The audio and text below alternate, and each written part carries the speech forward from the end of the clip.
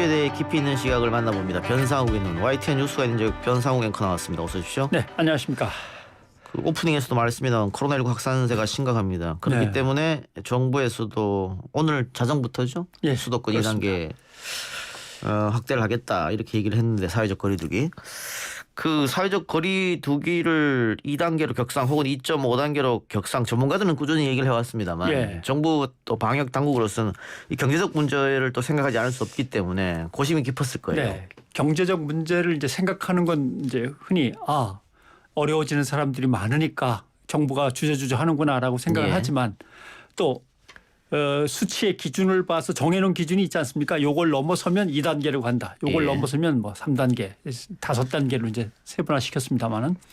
근데 문제는 다음 단계로 간다라는 걸 발표하고서 준비하는 기간이 사실 필요합니다. 예. 자영업하는 분들이든 누구든 간에 예. 공연장이든 예식장이든 간에 다 예약된 고객이 있고 준비된 양들이 있으니까 그렇죠. 사실은 상당히 좀 기간을 둬야 되거든요. 그러니까 예. 정부도 네, 며칠부터 갑니다라고 바로 얘기는 못하지만 어느 정도 생각은 하고 있는데 그걸 준비할 시간을 주려면 이렇게 바로바로는 못하는 거죠. 그러니까 그런 점들을 이제 염두에 두시고 흐름을 보시면서 아마 영업하시는 분들도 아이고 결국 이러다간 간다라는 걸 이제 어느 정도 짐작하실 테니까 미리미리 대비를 하셔야 되는데 사실로 따지고 보면 대비할 수 있는 것도 별로 없습니다. 그렇죠. 지난주 같은 경우 합쳐서 2,000명 넘는 신규 확진자가 나왔고 한 명이 아마 150, 160 정도로 감염을 시킨 예. 엄청나게 감염을 시키는 사례도 나왔으니까 이거는 잘못하면 걸려가 아니라 누구나 걸릴 수 있어라는 확실한 단계로 지금 가고 있는 거거든요. 여기서 이게 이어지면은 방역 당국이 대응하기조차 힘든 예. 우리 시스템이 예. 무너지는 단계니까 이제 강화를 하는 거죠. 예. 2차 유행이 확산되고 나서 자영업자들이 굉장히 힘들어했었는데 예. 지금 이렇게 되면 3차 유행으로 가는 상황인데 역시 2단계로 격상하면서 카페 같은 경우에도 영업시간 관계없이 포장 배달만 허용되고 어렵죠. 호프집은 9시 이후로 사실 손님들이 몰리는데 9시 이후로 영업하지 말려면 거의 뭐 문을 닫는 상황이고 그렇습니다. 뭐 노래방도 마찬가지겠고요. 뭐 PC방, 뭐 헬스장 다 비슷한데 네. 2차 유행 때만큼 어려워집니다. 그렇기 때문에 3차 재난지원금을 줘야 된다. 벌써 이런 얘기까지 나오고 있는데 네. 그 자세한 얘기는 저희가 전문가 모시고 2부에서 한번 다시 백순영 한번 교수 나오시니까 짚어보도록 하고요. 지금 이 시간에는 일단 우리 언론이 어떻게 코로나19를 쓰느냐 이거부터 보죠. 처음에 네. 코로나19 문제가 터졌을 때 대한민국 언론이 너무 공포감을 조장하는 거 아니냐 뭐 그런 얘기가 많았어요. 예. 어떻게 막아야 될 건가 어떻게 피할 수 있나를 사실 초점을 맞춰야 되는데 일단 공포심부터 확 키워놓으니까 사람들이 움츠러들고 어느 말을 믿어야 될지 이제 막 헷갈리기 시작하는 거죠. 예. 그렇게 되면 안 됩니다. 오늘도 한번 제가 기사를 예를 들어서 한번 지적을 해보겠습니다. 뉴스원이 보도했습니다. 11월 19일. 예. 오늘에야 1.5단계인데 전문가 시민들은 무슨 1.5단계를 하느냐 2단계로 바로 가야지 예. 라고 지적을 한다. 당장 2단계로 올릴 기준이 아직 안 됐다고 안심할 수가 있는가라고 보도를 했습니다. 예. 그러니까 방역 예방 전문가들의 입장을 이제 충분히 반영한 거죠. 그런데 오늘 아침 어젯밤 어제 오후에 뉴스원을 보면 뭐라고 돼 있냐면 밤 9시 셧다운 술집 노래방 헬스장 결국 망하라는 소리 아니냐. 그러니까 같은 언론사인데 전혀 상반된 논조의 기사가 나왔습니다. 예. 2단계 격상 발표한 지 1.5단계 발표한 지 얼마나 됐다고 또 2단계 격상이냐. 조금 전에 읽어드린 기사에는 오늘 1.5단계 했는데 아니다 바로 2단계로 가야 되는데 왜 1.5단계를 거치냐 이렇게 얘기를 했었는데 사흘 만에 1.5단계 사흘 전에 해놓고 왜 2단계로 바로 또 가냐 이렇게 이제 기사가 헷갈리는 거죠. 예. 그러니까 사흘 전에는 빨리 격상시키지 뭐 하느냐라고 기사를 썼는데 막상 격상시키니까 자영업자 다 죽는다. 예. 이거는 그럼 이게 뭐 선택적 보도입니까? 아니면 어쨌든 정부 하는 일을 비판하고 싶은 겁니까? 두 개가 다 겹친 것 같긴 합니다. 예. 이럴 때 언론 보도가 사람들을 혼란스럽지 않게 하려면 거리두기 2.0으로 빨리 가자 하면서 그 뒤에다가 그러면 자영업자들이 이런 타격을 입게 되니까 자영업자들을 위해서는 이런 보완책들이 있어야 되지 않을까라고 종합적으로 보여주면 되는 거죠. 예. 그걸 이제 기사의 전체성이라고 합니다마는 그러니까 대책도 함께 고민해서 독자가 큰 상황, 큰 그림을 함께 보면서 문제점을 파악하도록 해줘야 되는데 똑 떼어서 주말에 한 번 쓰고 똑 떼어서 월요일 날 한 번 또 내보내고 이런 식으로 하면은 전혀 독립된 기사로 따로따로 존재하니까 읽으면 이제 헷갈리는 거죠. 결국 어떻게 따지면 미완성의 뉴스 보도만 계속 나가는 겁니다. 예. 완성되지 않은 것들만 계속 나가는 거고. 뭐 최근에도 독감 백신을 맞고 그렇죠, 사망했다. 그렇죠. 예, 그러니까 독감 맞습니다. 백신과 사망이 개연성이 있는 것처럼 뭐 20몇 번째 이렇게 계속 기사가 나다가 그렇게 나가니까. 어느 순간 싹 사라졌어요. 그 기사가. 네, 지금 한 줄도 안 예, 나오고 한 줄도 안 있죠. 나옵니다. 예.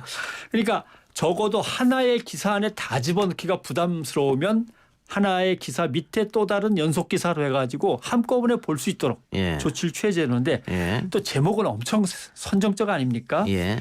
죽으란 얘기냐, 문 닫으란 얘기냐. 그러니까 마치 이것만 읽으면 자영업은 다 죽어도 좋으니 방역이 최고야라고 정부가 막 마구잡이로 몰고 가는 듯한 느낌을 들도록 해놓으니까 사람들이 이제 언론 보도를 불신하게 되는 거죠. 예. 이걸 어떻게 보면 이렇게도 생각할 수 있습니다. 이걸 이제 논리학상에서 발생적 오류라고 하는데요. 어떤 일이 변하기 때문에 변한 거에 따라서 대응도 달라지는 게 맞는데 무한정 옛날 것만 계속 고집하면서 옛날엔 그러지 않았는데 왜 이제 와서 그래 이렇게 주장하면 그것도 발생적 오류가 되는 거죠. 방역이 더 시급할 때가 있고 경제를 빨리 무너지지 않도록 방역을 풀어서 보호할 때가 있는데 그때 다른 걸 언론이 정확하게 짚어주는 게 중요한 예. 거죠. 그 최근에 또 이런 보도도 있었습니다. 그 국민의힘 김종인 위원장의 워딩을 그대로 땄는데 뭐 야당이다 보니까는 코로나 전파의 잘못은 정부가 방역 실패한 것이다. 예. 이렇게 하는 거죠. 근데 한쪽 워딩만 따서 썼다 말이죠. 예. 이건 과연 올바른 보도를 할 수 있겠느냐. 뭐 또 이런 것도 있을 것 네. 같아요. 그 외국에서는 K 방역에 대해서 박수를 보내고 있는데 그렇죠. 우리 특히 보수 언론을 통해서는 그런 외신의 이야기를 하지 않는단 말이죠. 네. 그러다가 뭐 스웨덴이 잘한다, 뉴질랜드가 잘한다, 대만이 잘한다, 뭐 이런 것만 쓴다거나. 이제 김종인 비상대책위원장이 비상대책위원회 회의를 하면서 얘기한 거 아닙니까? 이번 3차 유행은 정부 정책 실패가 근본적인 책임이야. 이렇게 딱 얘기를 했단 말이죠. 언론은 당연히 그 따옴표를 또 찍고 그걸 그대로 집어넣어서 보도를 합니다. 그러나 코로나19가 확산되는 데는 크게는 두 가지죠. 역학적인 요인이 있고 정책적인 요인이 있습니다.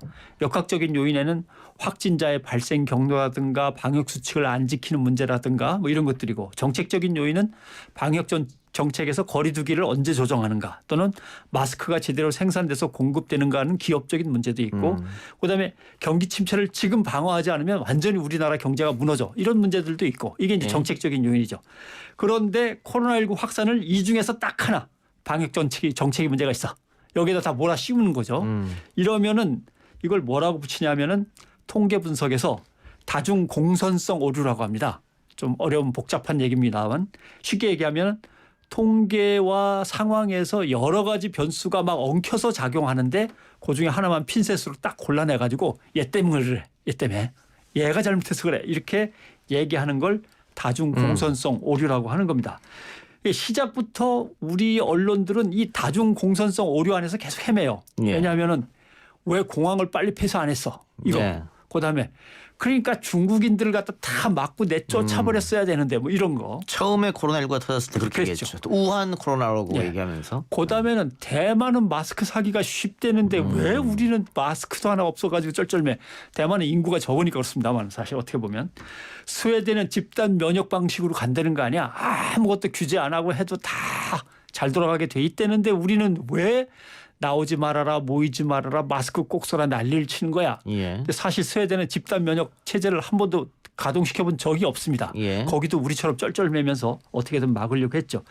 그러니까 이러한 정치 공세들은 논리나 분석에 있어서 항상 심각한 오류 속에 있고 그걸 그대로 받아 쓰는 언론은 항상 논리적으로 오류인 기사만 받아쓰면서 오류의 책임에서는 항상 자유로운 거죠. 언론하기 쉽죠. 막 받아쓰고 책임은 없는 거니까. 예. 뭐 다운표 저널리즘이라고 또 그렇게 하면 내가 나중에 피해갈 구멍은 있으니까요. 예.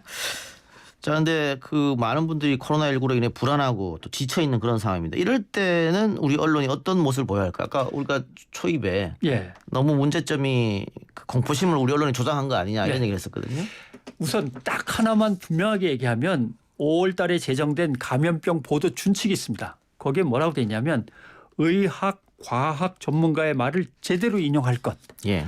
추측이나 과장 보도를 하지 말 것, 예. 발생률, 증가율, 치명률과 같은 이거는 수치로 분석하고 수치로 증명해야 되는 것들을 예. 정부 실패 탓이야, 정책 실패 탓이야, 정치적으로 몰고 가지 말 것.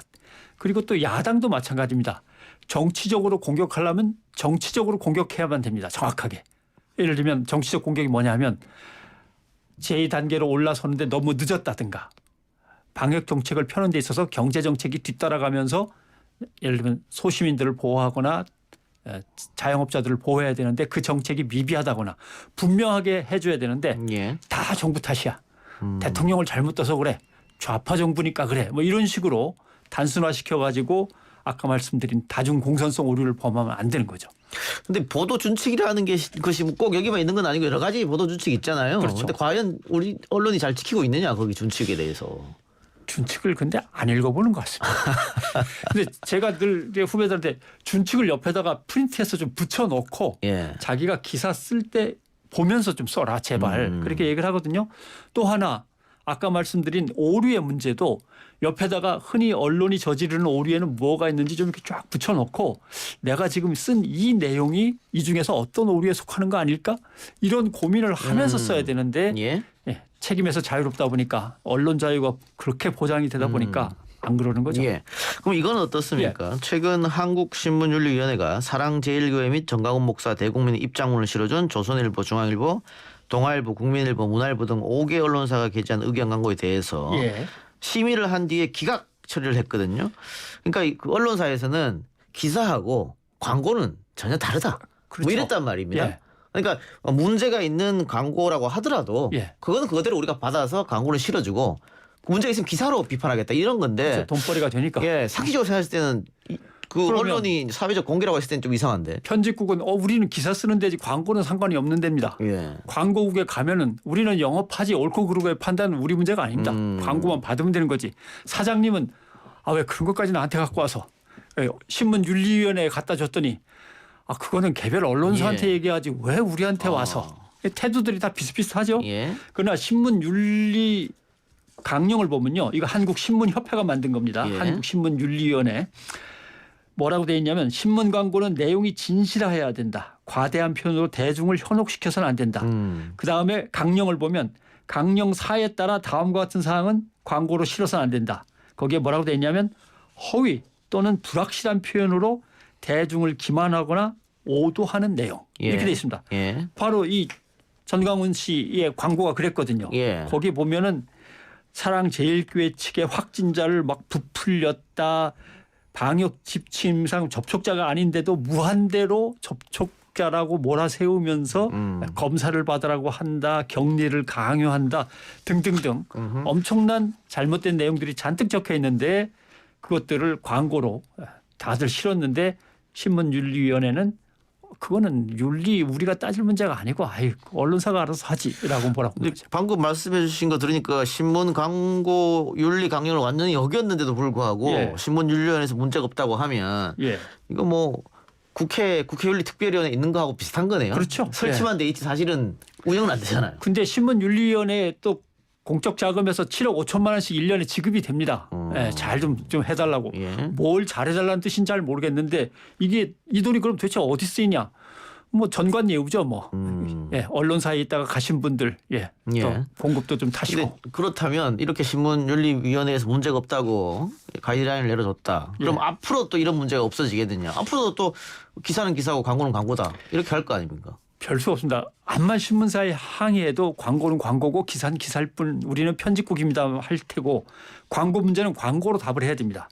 해당 기사가 실린 신문의 광고에 대해서 불매운동을 벌인다든가 신문 자체를 불구독 운동을 벌인다든가 이렇게 분명하게 돈 문제로 그렇게 기사를 쓰거나 그렇게 광고를 실린다면 우리도 돈 문제로 대응한다. 이렇게 나서야 되는데 이걸 누가 주도해 나가면 그 사람이 기업에 피해를 끼쳤다 그래갖고 또 문제가 되니까 이거는 자발적인 시민운동이나 어떤 자발적인 호응이 필요한 그런 부분이죠. 이게 좀 이해가 안 되네요. 저도 어렵습니다 이게. 그 개인 유튜브를 하고 있습니다만 예. 그 유튜브에 광고가 많이 들어오거든요. 거기서도 문제 있는 회사라든가 뭐 이런 거면 다 걸릅니다. 걸러내죠. 예, 예, 광고 안 그렇습니다. 받습니다. 예. 그러면 개인 회사도 그렇게 하는데 지금 큰 대형 언론사에서 광고는 광고고 기사는 기사다. 좀 이해가 안 되는 부분이네요. 알겠습니다. 오늘 뉴스가 있는 저녁 앵커 리포트 소개해 주시죠. 오늘 코로나19 확산과 관련돼서 언론 보도의 문제점을 이렇게 몇 가지 지적했습니다만 오늘 뉴스 시간의 앵커 리포트도 역시 언론 보도의 문제점 예. 좀 간추려서 다시 한번 다룰 생각입니다. 예, 오늘 변상욱의 뉴스가 있는 저녁 많이 기대해 주시고요. 이동의 뉴스 정면 승부가 끝나면 바로 이어지니까 많은 청취 시청 부탁드리겠습니다. 오늘 말씀 고맙습니다. 고맙습니다.